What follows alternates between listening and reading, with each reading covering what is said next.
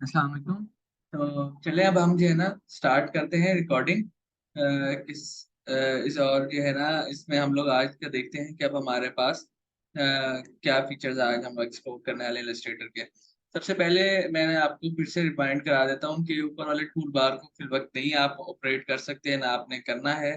ठीक है। इसमें वैसे भी सारे फीचर्स आपके लिए ऑफ होंगे। अदर देन दैट इधर आपको जो है ना एक जस्ट वेलकम स्क्रीन आ रही है, आपने सीधा आ जाना है न्यू फाइल।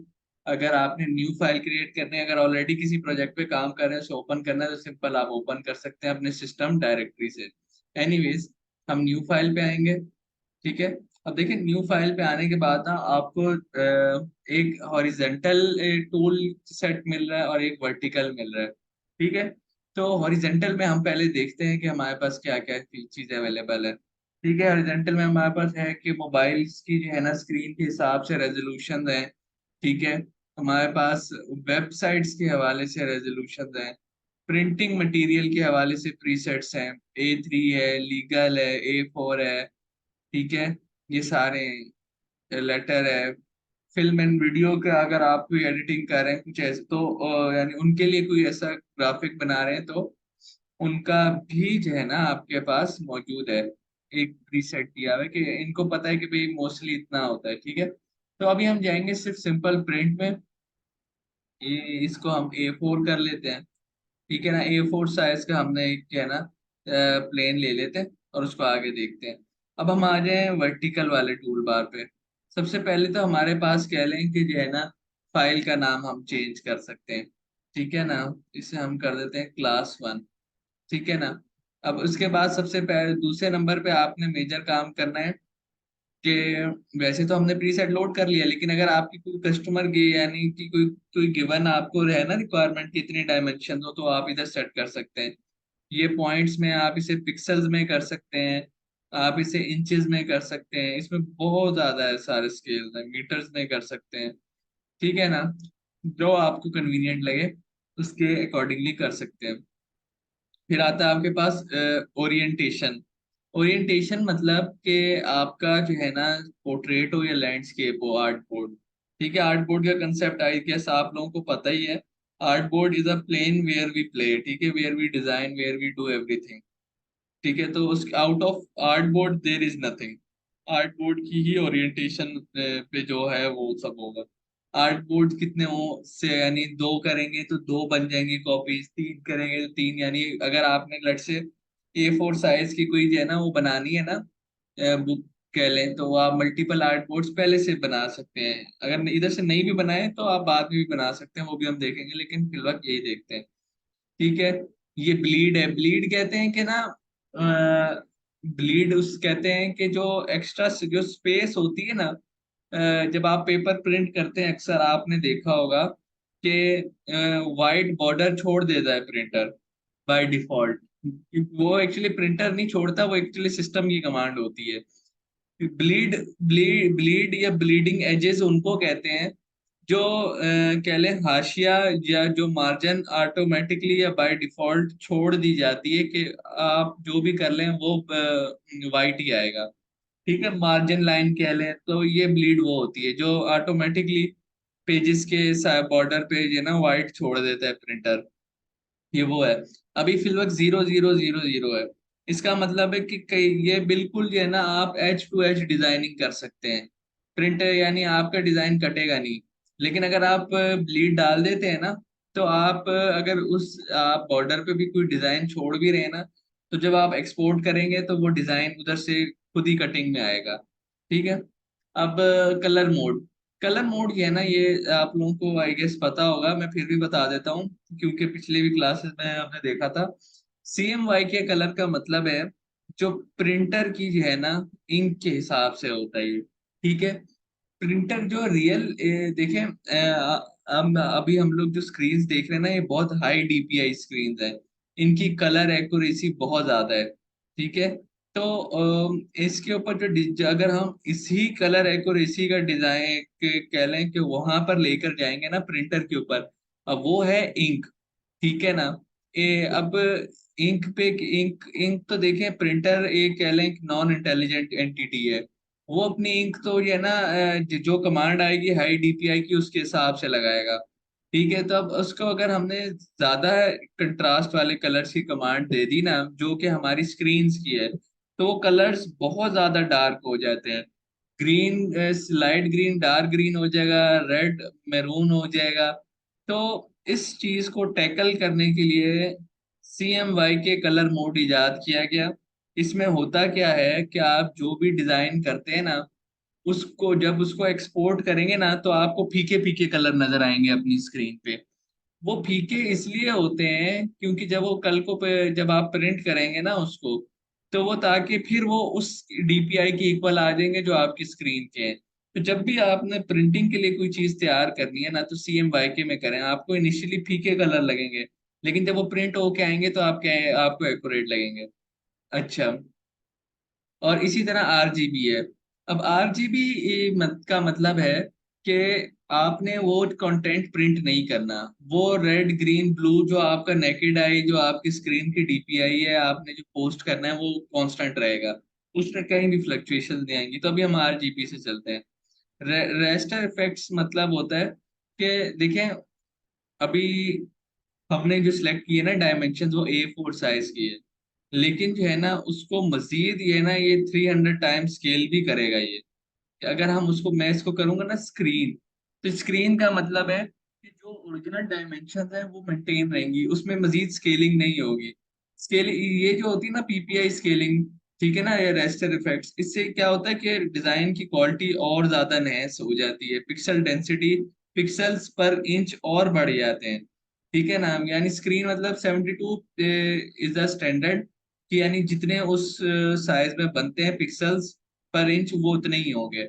अगर मैं 300 कर देता हूँ या कस्टम करके जो है ना 600 कर देता हूँ ना पिक्सल्स पर इंच, तो फिर ये बहुत ज्यादा वो हो जाएगा हाई क्वालिटी, उससे साइज भी बहुत बढ़ जाएगा। और ना सिर्फ साइज बढ़ जाएगा बल्कि अगर आप किसी प्रिंटर को ये कमांड देंगे ना हाई PPI वाली, तो मुमकिन है कि शायद वो काम ना करे, वो लोड या फिर बहुत ये स्लो स्लो प्रिंटिंग करे। तो अब हम क्या करते हैं, क्रिएट। आई गेस यहाँ तक आप सबको कंसेप्ट क्लियर है कि ये सारे टूल्स की ये सारे जो ऑप्शन है क्या काम करते हैं, क्लियर है ना?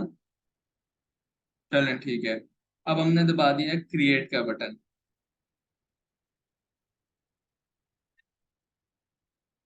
अब जब हमने क्रिएट का बटन दबाया ना, तो इनिशियली जो बाय डिफॉल्ट इलस्ट्रेटर की वो खुलती है ना कह लें इंटरफेस, वो ये होती है।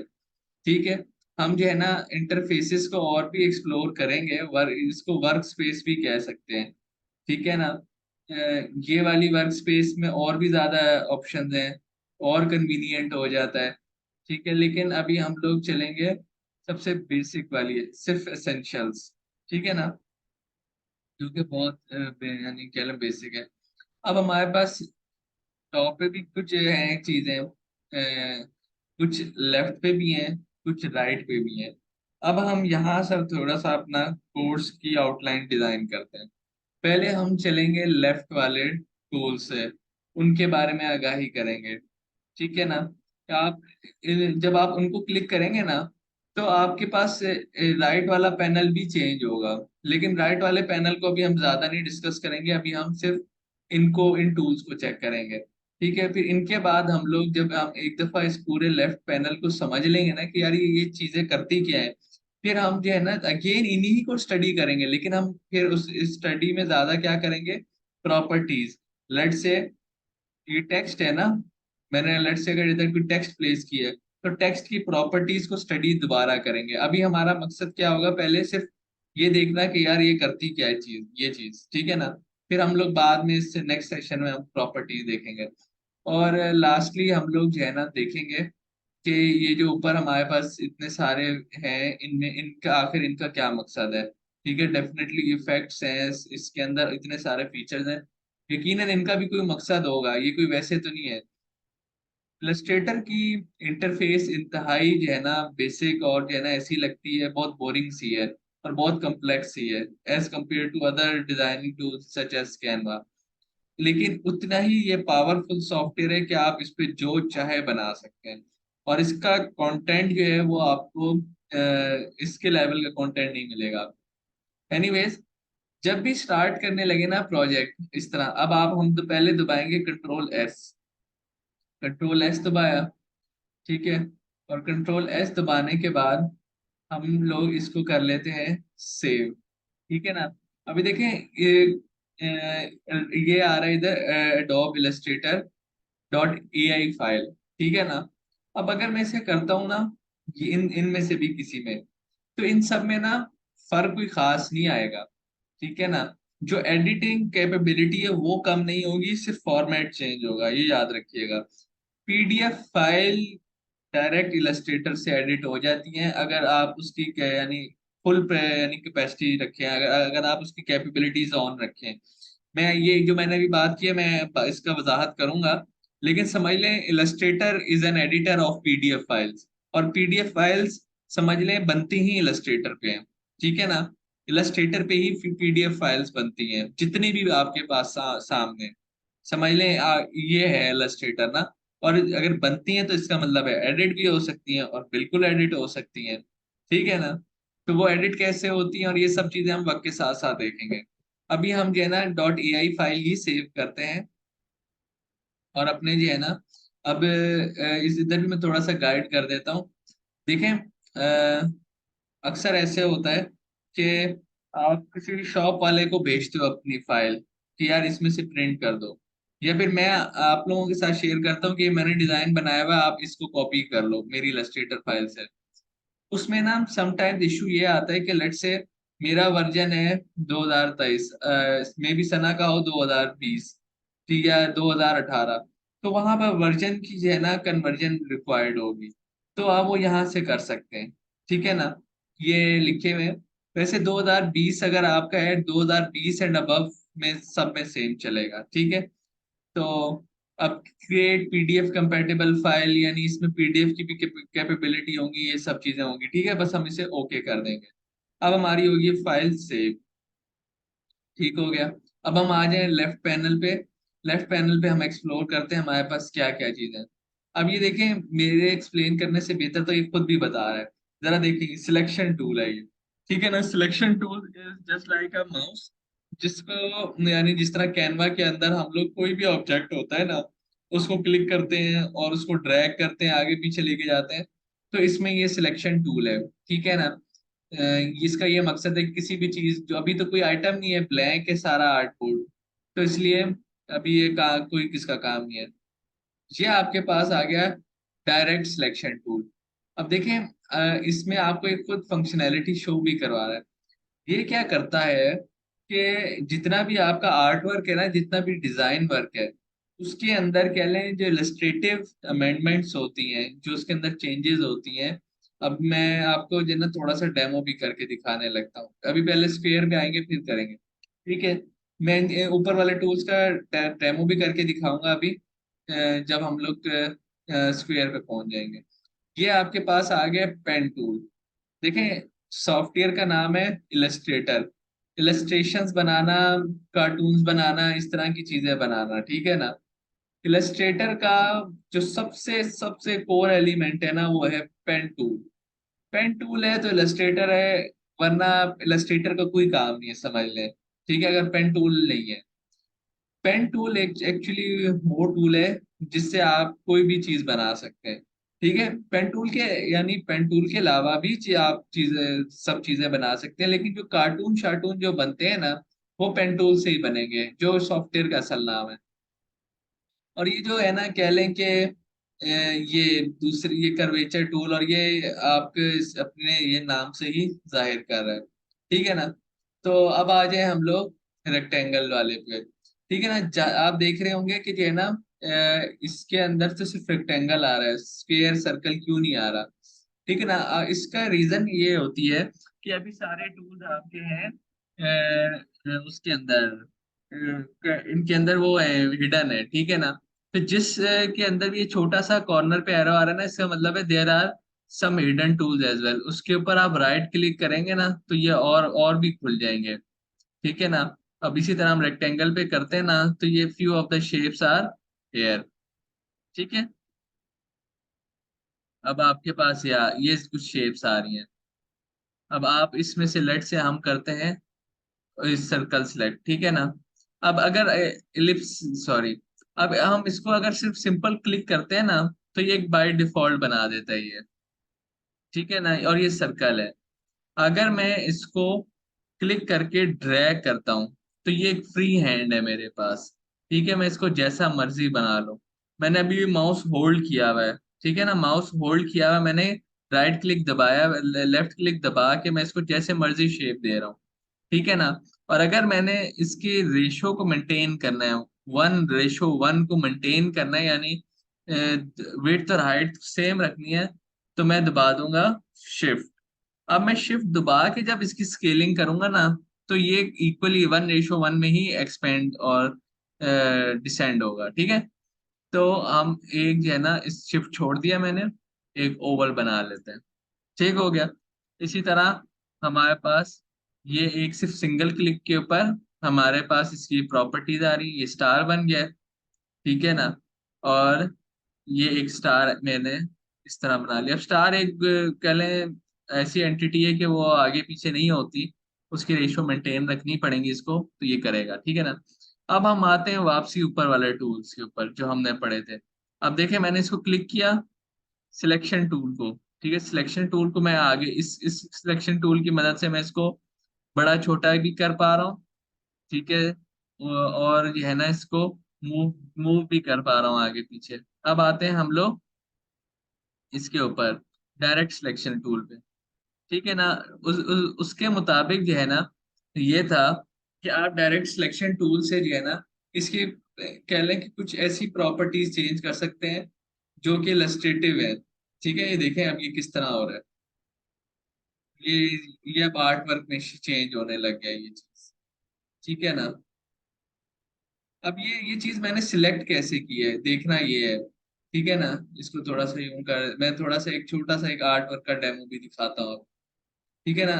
जब मैंने सिलेक्शन टू ये किया ना, डायरेक्ट सिलेक्शन, एक दफा आपको ये जो पॉइंट्स है ना, ये जो जॉइंट्स बन रहे हैं, ठीक है ना, आपने इन इन इनके ऊपर क्लिक करना है। डबल क्लिक करेंगे तो ये आपको जो है ना एप्लीकेबल होंगे फॉर एडिटिंग पर्पस, ठीक है। अब हम करते हैं इसके ऊपर पेन टूल के ऊपर। अब पेन टूल को मैं अलग से शो कराता हूँ डेमो, ठीक है। ये मैंने पेन टूल से मैं लाइंस बना के दिखाता हूँ, ठीक है। अभी अभी देखिए ये खुद ब खुद ही ये फिल कर दिया है बॉक्स, मे बी हम इसको ना फिल ना करना चाह रहे हो। तो ये इसकी रीजन ये है कि यहाँ पर प्रॉपर्टीज में इसका ये ना स्ट्रोक नहीं लगा हुआ, फिल लगा हुआ है। तो अब ये कर देंगे तो ये लाइंस बन गई, ठीक हो गया। मैं आपको भी बता रहा हूँ, अभी हम ज्यादा नहीं आज करेंगे, बस अभी 10 बजे तक ही करते हैं। ये भी आई नो कि ये ऑलरेडी इतना कंटेंट है, जितना अभी तक मैंने बता दिया कि आप लोग कंफ्यूज होना शुरू हो जाएंगे अब, ठीक है। मैं इसलिए ज्यादा नहीं करवाऊंगा आज। तो अब ये कर्वेचर टूल को भी देख लेते हैं हम थोड़ा सा, ठीक है। ये देखें, इसको डबल क्लिक किया तो ये इसने जोड़ को इस तरह चेंज कर दिया है, ठीक है। इसको अब कर्वेचर टूल का मतलब है कि जो है ना ये जो एजेस है उनको मोल्ड कर सकते हैं। कर्वेचर टूल में अगर आप किसी पाथ पे करेंगे ना, तो कर्वेचर टूल उसके उसको मजीद एडिटिंग कैपेबिलिटीज देगा आपको। तो ये बड़े मजे के टूल हैं। इंशाल्लाह जब आप सीखेंगे ना एनिमेशंस बनाना, तो आपको बहुत मजा आएगा इसमें यूज करके। अभी देखें मैं कितने एफर्टलेसली शेप्स बना रहा हूँ, ठीक है। अब छोटा सा मैं एक आपको डेमो दिखाता हूँ। एक हम छोटा सा सर्कल यूं बनाते हैं, इसको करते हैं हम वाइट से फिल, ठीक है। अभी हम सिर्फ इन इन टूल्स पर रहेंगे, ठीक है। आप लोगों की असाइनमेंट भी यही होगी। इसको यूं किया, पेन टूल से एक लाइन ड्रॉ करते हैं, ठीक है। कर्वेचर टूल से हम ये है ना इधर एक पॉइंट बनाते हैं, इसको यूं किया। स्ट्रोक को हम करते हैं वाइट, फिल को करते हैं हम नथिंग, ठीक है। इसका स्ट्रोक मजीद बढ़ाते हैं,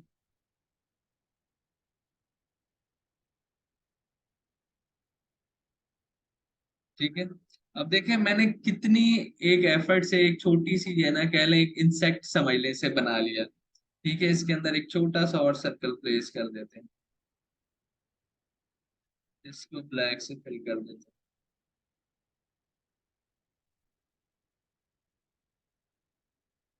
देखा कैसा जो है ना, आप लोगों को मैंने 2 मिनट के अंदर ये एक ऐसा एक करेक्टर बना के दिखा दिया। ठीक है, इसको हम जैसे चाहे मोल्ड कर सकते हैं। तो ये अभी हम बस आज के लिए मुझे बताएं इतना बहुत है या आगे चलें?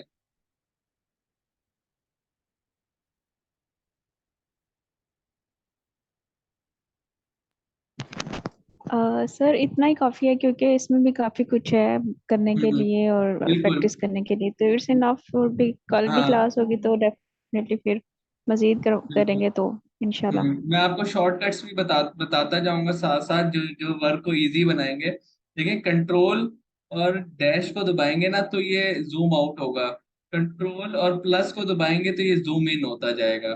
ठीक है, और कंट्रोल और जीरो को दबाएंगे तो ये सेंटर में आके फुली पेज एक डिस्प्ले हो जाएगा।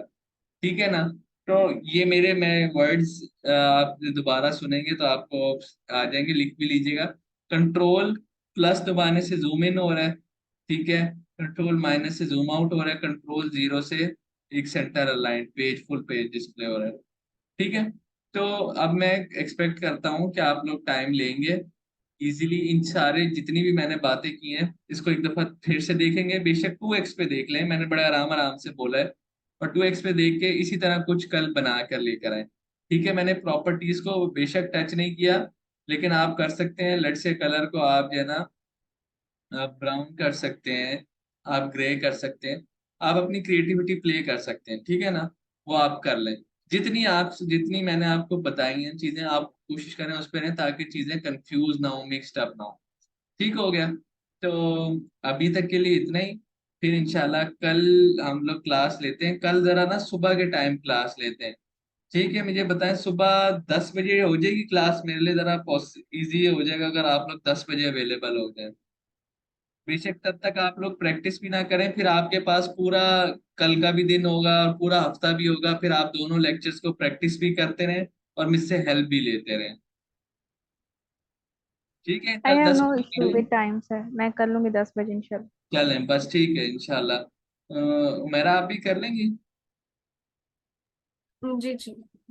चलें बस, परफेक्ट है। तो कल 10 बजे इंशाल्लाह हम क्लास लेते हैं और हम फर्दर जो है ना, बेशक अभी आप लोगों को आई गेस कि जो है ना समझ जरूर आई है, लेकिन वही बात है प्रैक्टिस करके ही पता चलेगा। कल हम और भी चीजें पढ़ेंगे। ठीक है, कुछ रिवाइज भी करेंगे और फिर आप लोगों के पास पूरा वीक होगा प्रैक्टिस करने का और मुझसे हेल्प लेने का। ठीक हो गया? तो बस अभी हम क्लास एंड करते हैं। एंड आई होप आप लोगों को ये चीजें अच्छी लगी होंगी। मैं चाहूंगा कि अभी आप लोग